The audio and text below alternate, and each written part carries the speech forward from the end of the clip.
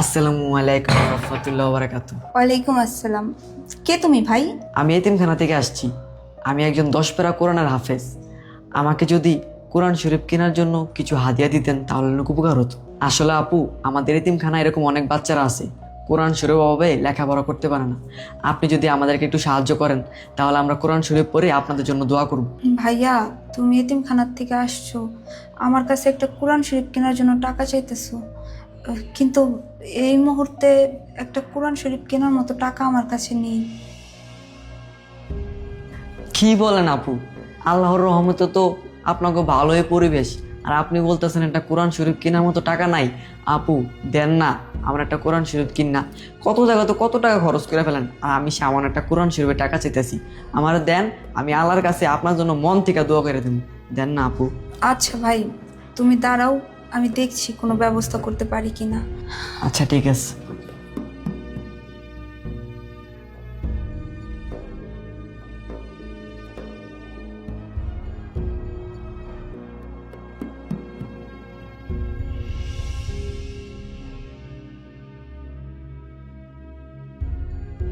আমার কাছে 100 টাকাই ছিল, কতদিন ধরে রেখে দিছি।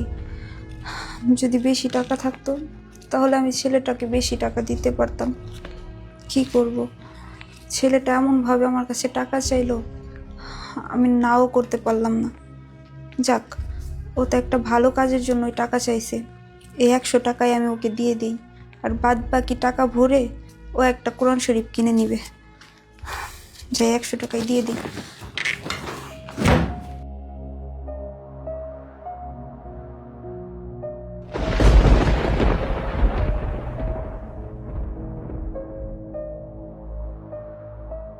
আপু 100 টাকা দিলেন, একটা কোরআন শরীফ কেনার হাদিয়াও তো দিলেন না। ভাইরে, আমার কাছে যদি টাকা থাকতো আমি একটা না 5টা কোরআন শরীফ কেনার জন্য টাকা দিতাম, কিন্তু বিশ্বাস করো, আমার কাছে এই 100 টাকা ছাড়া আর কোনো টাকা ছিল না। আচ্ছা ঠিক আছে আপু, আপনার এই 100 টাকায় একদিন হাসরের মাঠে লক্ষ কোটি টাকার সওয়াব হয়ে দাঁড়াবো। আপু সারাদিন না কিছু খাই নাই, পেটে খুব ক্ষুধা লাগছে, গলাটাও শুকাই গেছে, আমার একটু পানি খাওয়াইবেন? আল্লাহ, এখন আমি কি করব?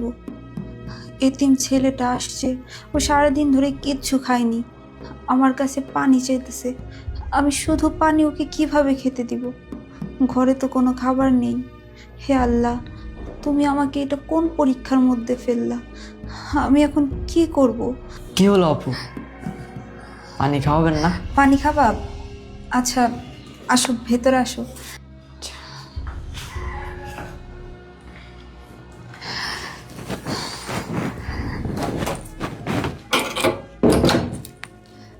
আসো আসো ভাই, তুমি এখানে বসো, আমি তোমার জন্য পানি নিয়ে আসছি, কেমন?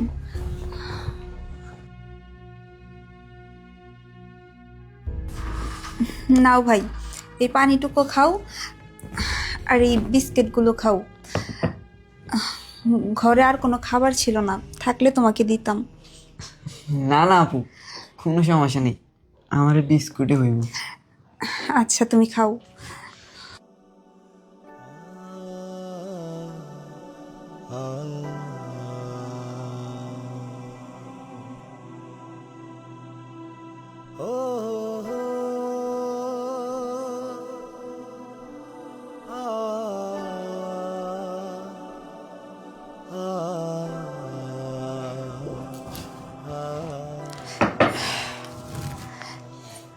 শুকুর আলহামদুলিল্লাহ।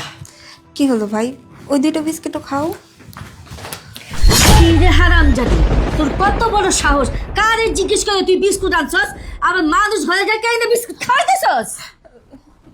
আম্মা, এই ছেলেটা এতিম মাদ্রাসার থেকে আসছে, ও ক্ষুধার্ত। আমি পুরো ঘর খুঁজছি, কোনো খাবার পেলাম না, এই 3টা বিস্কিট পাইলাম, তাই এই 3টা বিস্কিট এনে ওরে দিছি খাইতে। ও রে বাবা রে বাবা, এতিমের জন্য দরদ উতলায় পড়তাছে না? আরে তুই তো না খাইয়া থাকোস, হ্যাঁ? আবার এতিমদের খাওয়াস? এই তোর বাপে কি কিনা দিয়ে গেছে বিস্কুট? তুই আমাদের জিজ্ঞাসা যে বিস্কুট আনছস? হারামজাদি অলক্ষী অপায়া তোর বিয়ে করে আনার পর থেকে আমার সংসারে অভাব অনটন লাইকে রয়েছে। আমার পুরো 9 মাস ধরে চাকরি নেই, আমরা না খায়া রয়েছি সবাই। আর তুই কি করছস? মাইছে না বিস্কুট খাওয়াস, আর তুই তো না খায়া থাকিস রে ফকিন্নির বাচ্চা। তোর বাপের বাড়ির থেকে তো কিছু আনতে পারিস না। কিছুদিন পর দেখা যাবো কি আমরা সব কিছু বেচা বেচা খাইতেছি। হারামজাদি বিস্কুটটা থাকলে তো আমি খাইতে পারতাম, পানি খাইতে পারতাম বিস্কুট খায়া। তুই করছসটা কি? আম্মা, ইসলামে বলা আছে ঘরে কোনো ক্ষুধার্ত মুসাফির আসলে তাকে খালি মুখে ফিরাতে হয় না। রে বাবা রে বাবা, কি আমার হাদিস দাইতাছে রে, হাদিস দাহায়। ওই এত হাদিস যে দাস, আমার ঘরে কি হইতাছে? আমার ঘরে কি উন্নতিটা হইতাছে? হ্যাঁ দেখা কি আছে আমার ঘরে? কি টাকা পয়সা কিছু আছে? যাও আছে সব শেষ, সব শেষ হয়ে যেতেছে। তোরে আনার পর থেকে কিনলে গেছে আল্লাহ, তোরে যে বিয়া করে আনছিলাম আমার বাড়িতে, একটা অলক্ষী অপয়া, এই বাড়িতে আসার পর থেকে আমার ঘরে অভাব অনটন রয়েছে। এখন আমরা না খাইয়া থাকি এই হারামজাদির লেগা। কিনলে গেছে যায় নাই বাড়ি থেকে।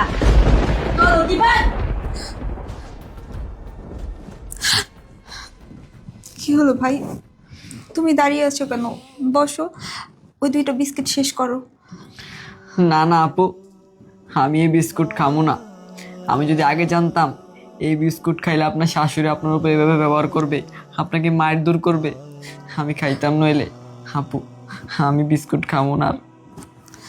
ভাই, তুমি কিছু মনে করো না, আসলে আমার শাশুড়ি খুব ভালো মানুষ। হয়েছে কি, আমার বিয়ের পর থেকেই 9 মাস ধরে আমার স্বামীর চাকরি বাকরি নাই। এই যে আমাদের ঘরে যে আসবাবপত্র দেখছো, শুধু এগুলাই আছে, ক্যাশ একটা টাকাও আমাদের কাছে নাই। আমরা অনেক ঋণ হয়ে গেছি।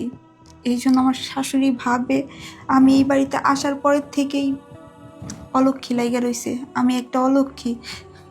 এই জন্য উনি আমার সাথে এরকম ব্যবহার করছে। তুমি কিছু মনে করো না ভাই, তুমি বিস্কিট খাও। আপু, তাহলে তো মনে হয় আপনাদের সংসারে অনেক অভাব। আপনি একটা কাজ করেন, আমাকে যে 100 টাকা দিছেন এই টাকাটা আপনি রাইখা দেন আপু, আপনাকে সংসারে কাজে লাগান। না না ভাই, এই টাকা আমার শাশুড়ির না, এই টাকা আমি তোমাকে দিছি। এই টাকাটা তুমি তোমার কাছেই রাখো।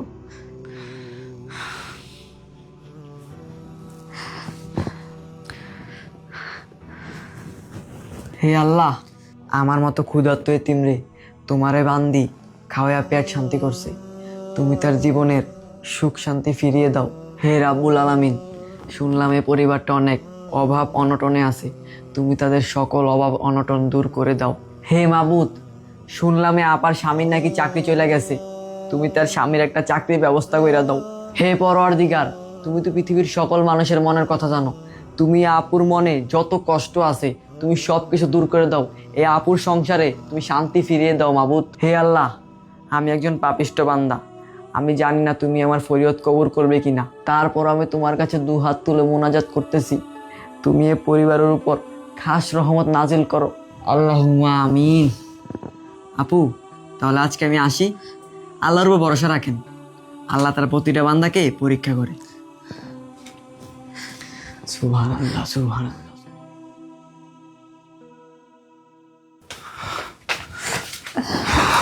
কি ব্যাপার, তুমি আসছো?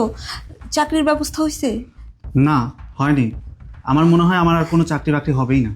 না না, তুমি এমন কথা বলছো কেন?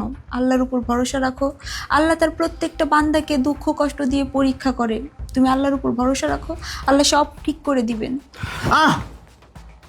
তোমার এসব নীতি কথা না প্রতিদিন আমার ভালো লাগে না শুনতে। তুমি হচ্ছে একটা অলক্ষী।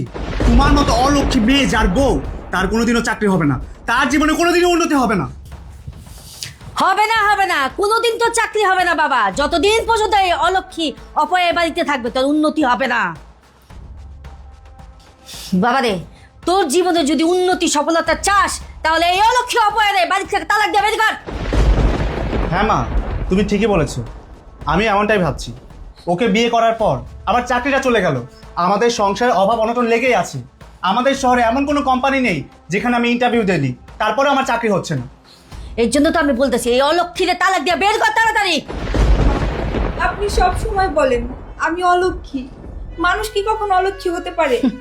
আপনি বলেন, আপনার ছেলে বিয়ে করে আমাকে এই বাড়িতে আনার পরেই আপনার ছেলের চাকরি চলে গেছে, আপনার ছেলের চাকরি হচ্ছে না। মা, আমরা তো সবাই আল্লাহর সৃষ্টি, আল্লাহর সৃষ্টি, মানুষ কি কখনো অলক্ষী অপয়া হতে পারে? হ্যাঁ, তুই অলক্ষী, অলক্ষী। আপনার মেয়ে আপনার বাড়িতে রেখে দেন। ওর সাথে আমি সংসার করবো না। কেন বাবা কি হয়েছে? কি হয়েছে? আপনার মেয়ে একটা অলক্ষী অপয়া। আপনার মেয়ের যেই দিন আমি বিয়ে করছি ওই দিনে আমার সংসার অশান্তি নেমেছে, আমার জীবন অশান্তি নেমেছে। আপনার মেয়ের বিয়ে কইরা আমার জীবনের সমস্ত সুখ শান্তি সব শেষ হয়ে গেছে, আমার কোনো আনন্দিত নাই। আপনার মেয়ের বিয়ে কইরা আমার ধ্বংসকারী ধ্বংস, আমার বাড়ি থেকে আমার 1 লাখ টাকা হারাই গেছে। আমার তো মনে হইতেছে আপনার ছেলের 9 মাস ধরে চাকরি নেই। আপনার মেয়ে এই টাকাই না আপনাদের দিচ্ছে আপনাদের এই সংসার চালানোর জন্য। ওর সাথে আমি সংসার করবো না, আপনার মেয়ের আপনার বাড়িতে রেখে দেন, আমি গেলাম। হ্যাঁ জামাই, তুমি কি বলতেছো? আমার মেয়ে অলক্ষী অপয়া কেন হবে? আমার ছেলে চাকরি নাই মানলাম, আর না অভাবে আছি, তোমার কাছে তো হাত পাতি নাই, আর তুমি মিথ্যা অপবাদ কেন দিচ্ছ আমার মেয়েকে? 1 লাখ টাকা আমাদেরকে দিছে। দুলা ভাই, মানছি যে আমার 9 মাস ধরে চাকরি নেই, তার মানে তো এই নয় যে আপনার চুরি হওয়া 1 লাখ টাকা দিয়ে আমরা চলছি। আমরা চোর না, আমরা ভিখারি না। আপনি আমার বোনকে মিথ্যা অপবাদ দিয়ে বলতে পারেন না যে আপনি আমার বোনের সাথে সংসার করবেন না। এই মেয়ে চুপ থাকো, নিজের মতো কথা বলো। অলক্ষী অপয়া, তোমার বোন কি দোয়া তুলছি হতা নাকি? হ্যাঁ, তোমার বোনের বিয়ে করার পর কি আমার টিনের বাড়ি বিল্ডিং হয়ে গেছে নাকি? রুবেল, তুমি বিশ্বাস করো আমি এই টাকার বিষয়ে কোনো কিছুই জানি না। আমি আমার মা ভাইকে কোনো টাকা পয়সা দেই নাই। তুই জাস নাই তুই টাকা চুরি করছিস, তুই টাকা চুরি করে তোর মা বাইরে দিছস। এই তুই যদি টাকা না নাস, টাকার কি পাকনা কোথাইছে? উড়ে গেছে কা? হ্যাঁ, তুই টাকা নিছস। কে ফোন দিলে এই সময় আবার? মা ফোন দিচ্ছে। হ্যাঁ মা, ওরে আমি অগো বাড়িতে রেখে আইতেছি, ওরে তালাক দিমু, তালাক দিয়ে আবার বাড়ি দিমু। আমাকে বাড়ি ওরে আর নিমু না। না না না, ওরে নিমু কি করতে? কি টাকা পাই গেছো? আচ্ছা ঠিক আছে ঠিক আছে ঠিক আছে মা, টাকা পাই গেছে।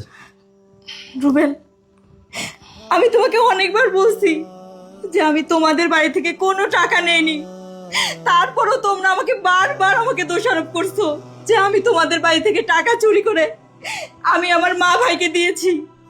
তুমি আমাকে অনেকবার বলছো আমি নাকি অলক্ষী অপয়া, আমার জন্য নাকি তোমাদের সংসারে কোনো আয় উন্নতি হয় না। তুমি আমাকে অনেক অপমান করছো, আমি সব কিছু সহ্য করছি, কিন্তু শেষ বেলায় তুমি আমাকে টাকা চুরি করার অপবাদ দিলে।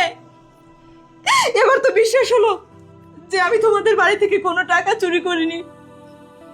তুমি আমাকে মিথ্যা বলেছ। আমাকে আবার কে ফোন দিল? হ্যালো, আসসালামু আলাইকুম। জি স্যার, আমি শ্রাবণ বলছি। কি বলছেন স্যার? সত্যি? আচ্ছা ঠিক আছে স্যার। আচ্ছা আচ্ছা, আসসালামু আলাইকুম। কি রে বাবা, কে ফোন দিছে? মা, আমি 2.5 মাস আগে একটা প্রাইভেট কোম্পানিতে ইন্টারভিউ দিয়েছিলাম না, সেই কোম্পানি থেকে আমাকে ফোন দিয়েছে। আমার নাকি চাকরিটা হয়ে গেছে, কালকে থেকে জয়েনিং। কি বলিস বাবা, সত্যি? হ্যাঁ মা। আল্লাহ শুকর, আলহামদুলিল্লাহ। আমি বলেছিলাম না, আল্লাহর উপর ভরসা করো, আল্লাহ একসময় সব কিছু ঠিক করে দিবে। আল্লাহ তার প্রত্যেকটা বান্দাকে দুঃখ কষ্ট দিয়ে পরীক্ষা করে। মা, আপনি কিছু বুঝতে পারছেন? হ্যাঁ বৌমা, আমি বুঝতে পারছি। ওই যে তখন এতিম ছেলেটা আসলো না, আরে হ্যাঁ মা, আমি ওই ছেলেটাকে যখন বিস্কিট পানি খাওয়াচ্ছিলাম, আপনি এসে আমাকে গালাগালি করলেন, আমার গায়ে হাত তুললেন। আমার মনে হয় কি ওই ছেলেটাকে আল্লাহ তাআলা রহমত হিসেবে আমাদের বাসায় পাঠাইছে। ছেলেটা ওই বিস্কিট পানি খাওয়ার পরে আমাদের জন্য অনেক দোয়া করেছে, আমাদের সংসারের জন্য অনেক দোয়া করেছে, শ্রাবণের চাকরি যেন হয়েছে তার জন্য দোয়া করেছে। আমার মনে হয় কি আল্লাহ তাআলা ওই ছেলেটার মাধ্যমে আমাদের সংসারে খুশির বার্তা পাঠিয়েছেন। তা না হলে দুলাভাই মিষ্টি আপুকে এই বাড়িতে নিয়ে আসে চুরির দায়ে ডিভোর্স দিয়ে এই বাড়িতে রেখে যাওয়ার জন্য, কিন্তু তার মধ্যেই খবর আসে টাকাগুলো নাকি পাওয়া গেছে, আর এইদিকে আপনার ছেলের চাকরির খবরও চলে আসে। মা, আপনি কি কিছু বুঝতে পারছেন? আপনি কি সবকিছু মিলাতে পেরেছেন? হ্যাঁ বৌমা, আমি সব কিছু বুঝতে পারছি, সব কিছু মিলাতে পারছি। ওই ছেলেটা আসলে এতিম ছেলে না, ওটা আল্লাহর রহমত আমাদের বাড়িতে পাঠাইছিল। এসব আল্লাহর সব লীলা খেলা বৌমা। আমি তোমাদেরকে বলেছিলাম না, আল্লাহর উপর ভরসা রাখো, আল্লাহ সব ঠিক করে দিবে। দেখলে তো? হ্যাঁ হতে পারে, নয়তো আমার মা কেন বলবে মিষ্টি টাকা চুরি করছে? আরে আমি তো ওর এই বাড়িতে নিয়ে আসলাম, ওর এই বাড়িতে রাইখা যাওয়ার জন্য, আর এর মধ্যে আমার মা ফোন দিয়ে বলেছে টাকা পাইছে। সবই আল্লাহর লীলা খেলা। বৌমা, আমি তোমারে সবসময় অলক্ষী অপয়া অনেক কিছু বলছি, তোমারে আমি গায়ে হাতও তুলছি, তুমি আমারে মাফ করে দিও মা। সিসি মা, আপনি আমার গুরুজন, আপনি এসব কি কথাবার্তা বলছেন? আপনি কেন আমার কাছে মাপ চাইছেন? আমি সন্তান, আমি ভুল করতেই পারি, আপনি আমাকে শাসন করতেই পারেন। আর আমি তোমাকে বলেছিলাম না, আল্লাহ সবাইকে পরীক্ষা করে, আল্লাহর উপর ভরসা করো, সব ঠিক হয়ে যাবে। দেখলে তো। মিষ্টি, তুমিও মাফ করে দিও। আসলে আমি আমার মায়ের কথা শুনে তোমার সাথে খুব বাজে ব্যবহার করছি, অলক্ষ্য অপয় বলছি। প্লিজ তুমি আমার মাফ করে দিও। ঠিক আছে, সমস্যা নেই। তুমি তোমার ভুল বুঝতে পারছো, এটাই অনেক।